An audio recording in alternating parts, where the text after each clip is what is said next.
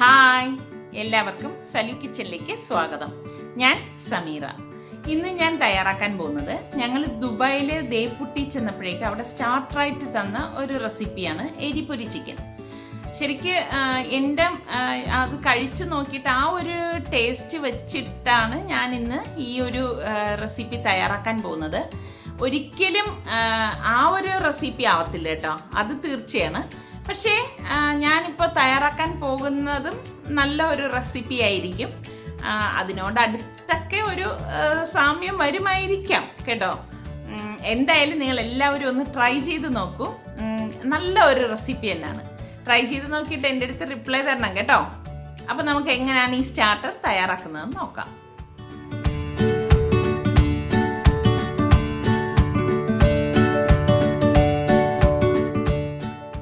ഇതുണ്ടാക്കാൻ വേണ്ടിയിട്ട് ഞാനിവിടെ ചിക്കൻ എല്ലില്ലാതെ മുറിച്ചെടുത്തിട്ട് ഇതുപോലെ കനം കുറച്ച് നീളത്തിൽ കട്ട് ചെയ്തെടുത്ത് വെച്ചിരിക്കുന്നതാണ് കണ്ടോ, ഈ ഒരു സൈസിൽ.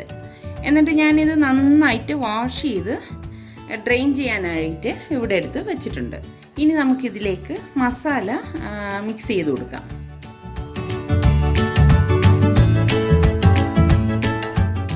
ഇതിലേക്ക് ഇനി ഞാൻ 1 ടേബിൾ സ്പൂൺ ജിഞ്ചർ ഗാർലിക് പേസ്റ്റും, ഞാനിവിടെ ചിക്കൻ ഒരു 1/2 കിലോയാണ് എടുത്തിരിക്കുന്നത് കേട്ടോ.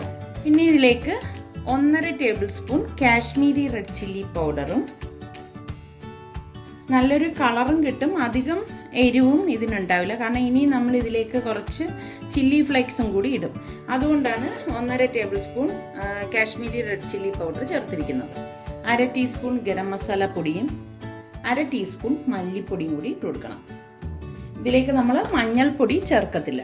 ഇനി ഇതിലേക്ക് പാകത്തിനുള്ള ഉപ്പും കൂട്ടിയിട്ടൊന്ന് മിക്സ് ചെയ്ത് കൊടുക്കാം. ഈ മസാല എല്ലായിടവും പിടിക്കത്തക്ക രീതിയിൽ ഞാനിവിടെ മിക്സ് ചെയ്തെടുത്തിട്ടുണ്ട്. ഇതുപോലെ മസാല എല്ലാം നന്നായിട്ട് മിക്സ് ചെയ്ത ശേഷം ഞാനിവിടെ ഒരു മുട്ട എടുത്തിട്ടുണ്ട്. ഈ മുട്ടയൊന്ന് പൊട്ടിച്ചൊഴിച്ചിട്ട് ഇതും കൂടി ഒന്ന് മിക്സ് ചെയ്യണം. ആദ്യമേ നമ്മൾ മുട്ട ചേർക്കരുത് കേട്ടോ. അപ്പം മുട്ടയും മിക്സ് ചെയ്തിട്ടുണ്ട്. ഇനി നമുക്കിതിലേക്ക് കുറച്ച് പൊടികൾ ചേർത്ത് കൊടുക്കാം. ഇതിലേക്ക് ഇനി ഞാൻ 4 ടേബിൾ സ്പൂൺ കോൺഫ്ലോർ ഇട്ട് കൊടുക്കുകയാണ്.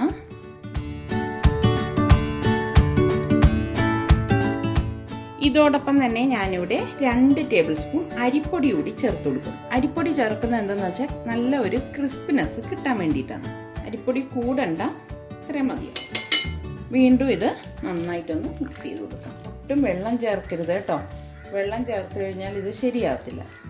ഈ ഒരു ഈർപ്പത്തിൽ തന്നെ നമുക്ക് ഇത് മിക്സ് ചെയ്തെടുക്കാൻ പറ്റും. ഇതിപ്പോൾ എല്ലാം കൂട്ടിയിട്ട് ഞാനിവിടെ മിക്സ് ചെയ്തെടുത്തിട്ടുണ്ട്. ഇനി ഇത് അടച്ച് മാറ്റി വെച്ചിട്ട് അരമണിക്കൂർ കഴിഞ്ഞ ശേഷം നമുക്കിത് ഫ്രൈ ചെയ്തെടുക്കാം. ഞാനിവിടെ പപ്പടം എടുത്തിട്ടുണ്ട്. ഇതിൽ നിന്ന് കുറച്ച് പപ്പടം ഞാനിവിടെ നീളത്തിന് കനം കുറച്ച് കട്ട് ചെയ്തെടുക്കാം.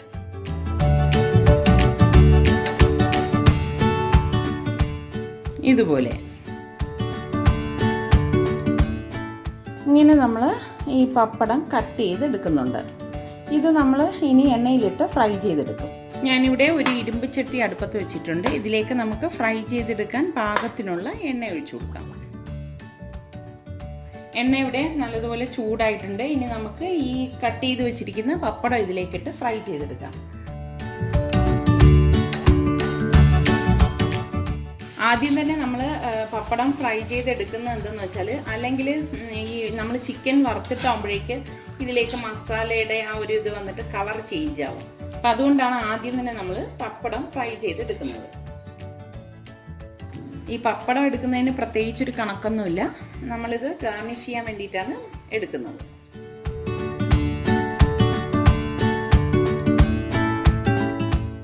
ഇനി ഞാനിവിടെ ഒരു 5-6 കാഷ്നട്ട് എടുത്തിട്ടുണ്ട്. ഇതിങ്ങനെ സ്പ്ലിറ്റ് ചെയ്ത് എടുത്ത കാഷ്നട്ടാണ്. ഇത് ഓപ്ഷണലാണ് കേട്ടോ. ഇതും കൂടി ഇട്ടിട്ട് ഫ്രൈ ചെയ്തെടുക്കാം. ഇത്രയും മതിയാകും.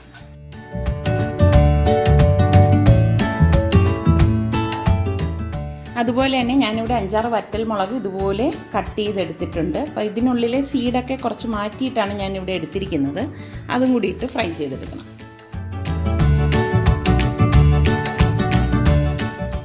പിന്നെ വേണ്ടത് കറിവേപ്പിലയാണ്.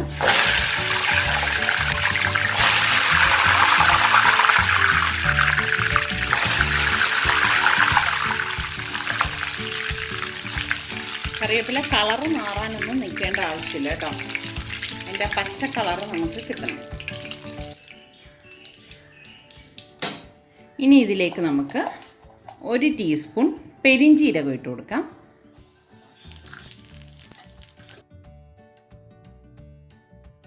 ഇതിങ്ങനെ കറുത്തു പോകാൻ, അതായത് മൂത്തു പോകാൻ വേണ്ടി നിൽക്കണ്ട കേട്ടോ. ഇപ്പോൾ ബാക്കിയിരിക്കുന്ന പെരിഞ്ജീരകം ഇതിൽ കിടന്നുകൊണ്ട് പ്രശ്നമൊന്നുമില്ല. ഇനി നമുക്ക് ഈ മസാല പുരട്ടി വെച്ചിരിക്കുന്ന ചിക്കൻ പീസസ് ഇതിലേക്ക് ഇട്ടിട്ട് ഫ്രൈ ചെയ്തെടുക്കാം. ഇത് നമ്മൾ മീഡിയം ഫ്ലെയിമിൽ വെച്ചിട്ടാണ് ഫ്രൈ ചെയ്തെടുക്കുന്നത്. ഇതുപോലെ ഓരോ പീസാക്കി വേണം നമ്മൾ ഇതിലേക്ക് ഇട്ട് കൊടുക്കാൻ.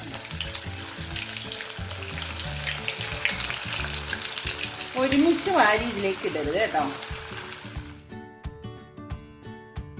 നല്ല ക്രിസ്പി ആവുന്നവരെ നമ്മളിത് വറുത്തെടുക്കണം. അതുപോലെ ശ്രദ്ധിക്കേണ്ട കാര്യം, നല്ല ഡീപ്പ് ഫ്രൈ ആയിട്ട് വേണം നമ്മളിത് ഫ്രൈ ചെയ്തെടുക്കാനുള്ളത്. ഞാൻ ഇതിലേക്ക് ഫുഡ് കളറൊന്നും ആഡ് ചെയ്തിട്ടില്ല. ഇനി നിങ്ങൾക്ക് വേണമെങ്കിൽ പെർമിറ്റഡ് ഫുഡ് കളർ ചേർത്തിട്ട് നമ്മൾ മസാല മിക്സ് ചെയ്യുമ്പോൾ മിക്സ് ചെയ്ത് എടുക്കാവുന്നതാണ്. ഇതിവിടെ ഫ്രൈ ആയിട്ടുണ്ട്. ഇനി നമുക്കിത് എണ്ണയിൽ നിന്ന് മാറ്റാം. നല്ല ക്രിസ്പി ആവുന്നവരെ നമ്മളിത് വറുത്തെടുക്കണം കേട്ടോ. കരിയാൻ പാടില്ല.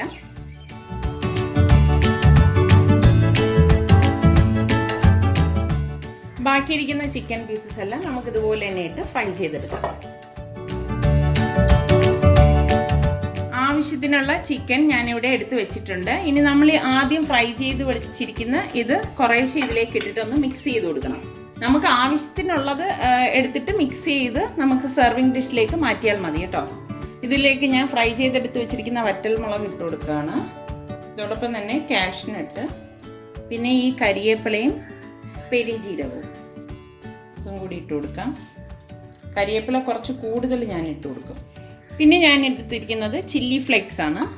അത് നമുക്ക് 1 ടീസ്പൂണോളം ഇട്ട് കൊടുക്കാം. പിന്നെ കുഞ്ഞുങ്ങൾക്കാണ് കൊടുക്കുന്നതെങ്കിൽ ഇത് ഒഴിവാക്കി കൊടുക്കാവുന്നതാണ്. ഇതൊക്കെ നമ്മളുടെ ഇഷ്ടത്തിന് ഇട്ട് കൊടുക്കാം. ഇതൊന്ന് മിക്സ് ചെയ്ത് കൊടുക്കണം. ലാസ്റ്റാണ് നമ്മൾ ഈ ഫ്രൈ ചെയ്ത് വെച്ചിരിക്കുന്ന പപ്പടം ഇതിലേക്ക് ചേർത്ത് കൊടുക്കുന്നത്. ഇനി നമുക്കിതൊരു സെർവിങ് പ്ലേറ്റിലേക്ക് മാറ്റാം. ദേ പുട്ട് ഇൻസ്പയർഡ് എരിപ്പൊരി ചിക്കൻ ഇവിടെ തയ്യാറായിട്ടുണ്ട്. ഇത് ശരിക്കൊരു സ്റ്റാർട്ടറാണ് കേട്ടോ. അപ്പം നിങ്ങൾ എല്ലാവരും ട്രൈ ചെയ്ത് നോക്കണം. നല്ല ടേസ്റ്റുള്ള ഒരു ചിക്കൻ്റെ റെസിപ്പിയാണ്. ട്രൈ ചെയ്ത് നോക്കി നിങ്ങൾക്ക് ഇത് ഇഷ്ടമാണെങ്കിൽ ഇതിൻ്റെ ലിങ്ക് ഷെയർ ചെയ്യുവാനും ലൈക്ക് ചെയ്യുവാനും കമൻറ്റ് ചെയ്യാനും മറക്കണ്ട. അതുപോലെ തന്നെ സലു കിച്ചൻ സബ്സ്ക്രൈബ് ചെയ്തിട്ടില്ലാത്തവരുണ്ടെങ്കിൽ ഈസി റെസിപ്പികൾക്കായി സലു കിച്ചൻ സബ്സ്ക്രൈബ് ചെയ്യാൻ മറക്കരുതേ.